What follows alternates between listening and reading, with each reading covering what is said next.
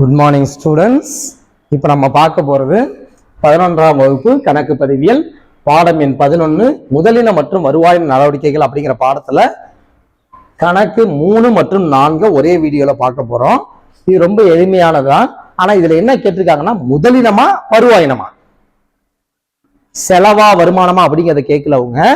முதலினமா வருவாயினமா இதை மட்டும் நீங்க பிரிங்க அப்படின்னு சொல்லியிருக்காங்க. அப்ப நம்ம ரொம்ப சிம்பிளா முடிச்சிடலாம். என்ன அப்படின்னு சொன்னா ஃபர்ஸ்ட் இங்க பாருங்க, கட்டடம் வாங்குறோம்.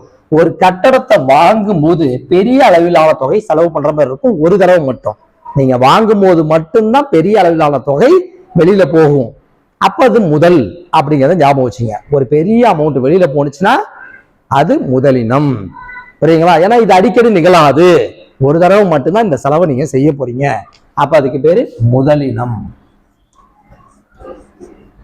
முதலின நடவடிக்கை. அடுத்து ரெண்டாவது பாருங்க, அறைகலன் பழுது பாக்குறீங்க. அவ்வளவுதான். எதை பழுது பாக்குறீங்க? அறைகலனை பழுதுதான் பாக்குறீங்க. பழுதுனா டேமேஜ் ஆனதை ரிப்பேர் பண்றோம். That's all. சரிங்களா? இப்ப நீங்க ஒரு இன்ஸ்டிடியூஷன் ஸ்கூல் வச்சு நடத்துறீங்க, இல்ல காலேஜ் வச்சு நடத்துறீங்க. நிறைய பர்னிச்சர்லாம் வாங்கி போட்டிருப்பீங்க, டேபிள் சேரு எல்லாம் வாங்கி போட்டிருப்பீங்க. இப்ப சப்போஸ் இந்த மரத்துல உள்ளதெல்லாம் உடஞ்சி போச்சு அப்படின்னு சொன்னா அதை தூக்கி போட்டு மாத்துவீங்களா, இல்ல சிம்பிளா செலவை முடிக்கணும் அப்படிங்கிறதுக்காக கார்பெண்டரை வர சொல்லி உடஞ்சதை மட்டும் சரி பண்ணுங்க அப்படின்னு சொல்லுவீங்களா? கொஞ்சம் யோசிச்சு பாருங்க. நம்ம ஒரே ஒரு கால் உடஞ்சிருக்கு அப்படின்னு சொல்லிட்டு மொத்தமா தூக்கி போட மாட்டோம். நல்லா இருக்குது. ஸோ அப்ப என்ன பண்ணுவோம்? ரிப்பேர் பண்ணா நல்லா இருக்குமே, சரி பண்ணிடலாமே அப்படின்னு ரிப்பேர் பண்ணதான் பார்ப்போம். அப்ப அதற்கான செலவுகள் ரொம்ப கம்மி தான். ஆனா ஒரு அறைகள்னு எடுத்துக்கிட்டா நிறைய டேமேஜஸ் திரும்ப திரும்ப நம்ம செய்யற மாதிரி தான் இருக்கும். சரிங்களா? டேமேஜ் ஆகதான் செய்யும். நம்ம சரி பண்ணிக்கிட்டே இருக்க வேண்டியதான். ஓகேவா?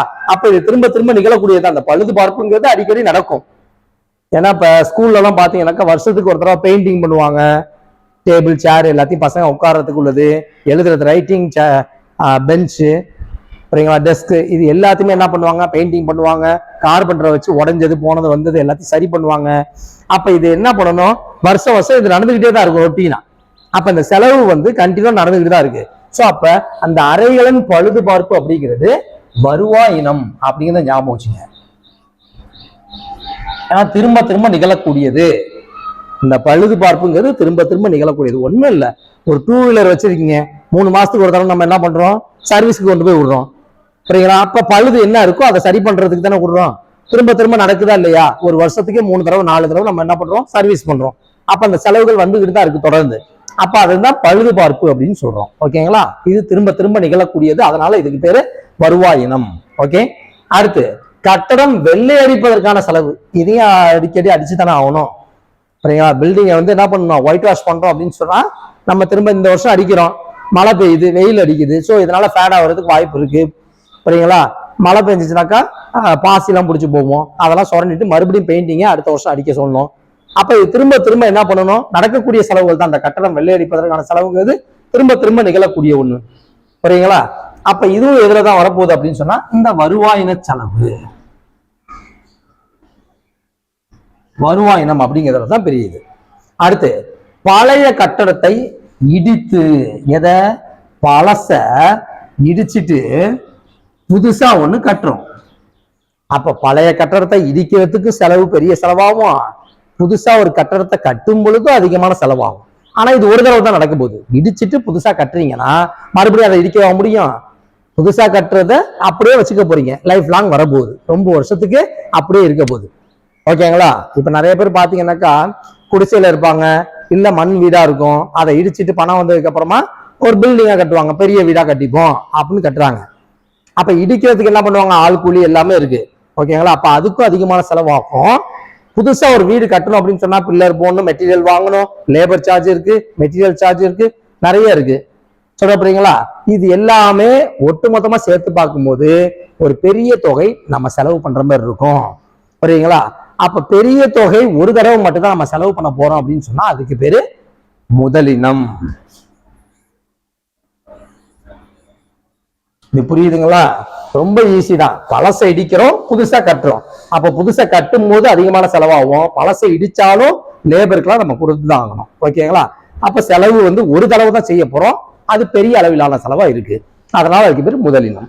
அடுத்து பாருங்க, கணக்கு எண் 4, ரயில்வே துறைக்கு ரயில் தண்டவாளம் அமைக்க செலுத்திய செலவு. இதுதான் முக்கியமான செலவு, பெரிய செலவு இதுதான். ஏன்னாக்கா இப்ப ரயில்வே டிபார்ட்மெண்ட் அப்படிங்கிறது பெரிய அளவுல ரன் ஆகக்கூடியது.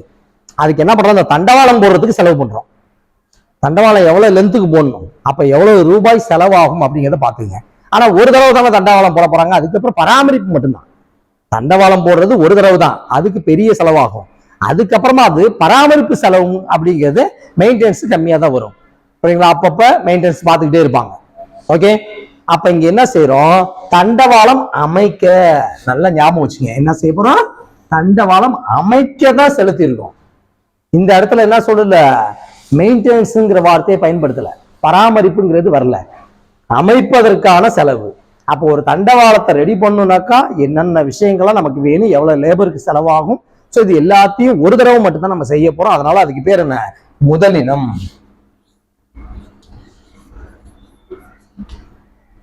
முதலினம் அப்படிங்கிறத ஞாபகம் வச்சுங்க. புரியுங்களா? அடுத்து, பழைய அறைகளும் விற்றதில் ஏற்பட்ட நட்டம். அதாவது பழசு நம்மள்ட்ட உடஞ்சு போனதெல்லாம் கிடக்கும். சரிங்களா? பர்னிச்சர் வாங்கியிருக்கோம், ரொம்ப வருஷத்துக்கு யூஸ் பண்ணியிருக்கோம், உடஞ்சு போச்சு, அதை வச்சுட்டு என்ன பண்றது, சரிங்களா, கொண்டு போய் தூக்கி போட்டோம்னாக்கா பழைய கடையில அவன் உடச்சி அடுப்புக்காச்சும் யூஸ் பண்ணிப்பான். சரிங்களா? நிறைய பேர் பாத்தீங்கன்னாக்கா இப்ப பழைய மெட்டீரியல்ஸ் எல்லாம் சேல்ஸ் பண்ற இடம்லாம் இருக்கும் செகண்ட்ஸ்ல. அவங்க ஒரு சிலது பழைய வீட்டுல இருந்து என்னென்னலாம் இடிச்சுட்டு போறோமோ அதை மறுபடி சரி பண்ணி ரீசேல் பண்ணுவாங்க. அப்படி சரி பண்ணவே முடியாததை உடைச்சி இந்த ஹோட்டல்ஸுக்கெல்லாம் தேவையான விறகுக்கு யூஸ் பண்ணிடுவாங்க. சொல்ற புரியுங்களா? இப்படிதான் போயிட்டு இருக்கு. அப்ப அந்த பழைய அறைகளை வந்து நமக்கு டேமேஜ் ஆயிடுச்சு, நிறைய டேமேஜ் ஆயிடுச்சு, இதுக்கு மேல அதை சரி பண்ண முடியாது. அப்ப நம்ம என்ன பண்றோம், சரி வித்துருவோம் யாட்டியாச்சு அப்படின்னு விற்கிறோம். விற்கும் போது என்ன ஆயிடுது அப்படின்னு சொன்னா, நம்ம வாங்கினதுக்கும் எதிர்பார்த்ததுக்கும் சம்மந்தம் இல்லாம கம்மியான லெவலுக்கு தான் நம்ம விற்கிற மாதிரி இருக்கு. அப்ப நமக்கு நஷ்டம் வருது. புரியுங்களா? இப்ப இந்த நஷ்டம் அப்படிங்கிறத நம்ம பார்க்கணும். பழைய அறைகளை விற்றதில் ஏற்பட்ட நஷ்டம் அப்படிங்கிறது இது ரெகுலரா நடக்கிறது தான். ஏன்னா பழச எல்லாத்தையும் சேல்ஸ் பண்ணிட்டு தான் இருப்போம். இப்ப இந்த வருஷம் இந்த சாதாரணமா இந்த வாட்டர் கேனு, ஸோ அது மாதிரி உள்ளதை என்ன பண்றோம், அந்த வருஷம் யூஸ் பண்றதை அப்பப்ப சேர்த்து வச்சுக்கிட்டே இருப்போம். மொத்தமா கடைசியில கொண்டு போய் பெரிய இதா சேர்ந்தோன்னே போட்டுருவோம். சரிங்களா? பழைய இரும்பு கடையில போட்டுருவோம், ஏதோ நமக்கு வர்ற அமௌண்ட் வரும். அதே மாரி தான் இதுவும், பழசாவை தூக்கி கொண்டு போய் பழைய இரும்பு கடையிலையோ இல்ல இந்த பழைய பர்னிச்சர் வாங்குற இடத்துலயோ கொண்டு போய் போட்டுருவோம். சரிங்களா? அதுல லாபமும் வரலாம், நஷ்டமும் வரலாம். சரிங்களா? அப்படி நஷ்டம் வந்தாலும் சரி, லாபம் வந்தாலும் சரி, அதுக்கு பேர் வருவாயினம். ஏன்னா இது தொடர்ந்து நடக்கக்கூடிய நடவடிக்கை, திரும்ப திரும்ப நடக்கக்கூடிய நடவடிக்கை தான் இது. சரிங்களா? இதுல லாபமும் வரலாம், நஷ்டமும் வரலாம். புரியுங்களா? அடுத்தது, சரக்கு விற்பனையின் பேரில் செலுத்திய ஏற்றிச்சல் கட்டணம். நீங்க ஒரு கட்டணம் செலுத்துறீங்க, எதுக்காக அப்படின்னு சொன்னா விற்பனைக்காக. இப்ப நீங்க ஒரு பெரிய ஷாப் வச்சிருக்கீங்க, நிறைய ப்ராடக்டை சேல்ஸ் பண்றீங்க, விற்பனை பண்றீங்க. அப்ப வண்டியில ஏற்றி கொண்டு போய் ஒவ்வொரு கடைக்கும் டெலிவரி கொடுக்குறீங்க. அப்படி கொடுக்கும்போது கண்டிப்பா என்ன இருக்கணும், இந்த ஏற்றிச்சல் கட்டணம் அப்படிங்கிறத நம்ம வண்டிக்கு கொடுத்துதான் ஆகணும். புரியுங்களா? சரி, இது எதுக்காக கொடுக்குறோம், விற்கணும், மெயின் அதான். புரியுங்களா? விற்கிறதுக்காக நீங்க என்ன பண்றீங்க, இந்த கட்டணத்தை செலுத்துறீங்க. அப்ப வித்தா உங்களுக்கு என்ன கிடைக்கும், வருமானம் கிடைக்கும். ரைட்டுங்களா? சரக்கை விற்பனை பண்ணா வருமானம் கிடைக்கும். அதனால இந்த செலவு நீங்க செய்றீங்க. அப்ப அடிக்கடி இந்த செலவு செய்யற மாதிரி தான் இருக்கும். எப்பப்பெல்லாம் நீங்க விற்பனைக்கு கொண்டு போறீங்களோ அப்பெல்லாம் இந்த ஏற்றிச்சல் செலவை நீங்க செய்யற மாதிரி தான் இருக்கும். அப்ப இது தொடர்ந்து நடக்கிறதுனால இதுக்கு பேர் என்ன, வருவாயினம்.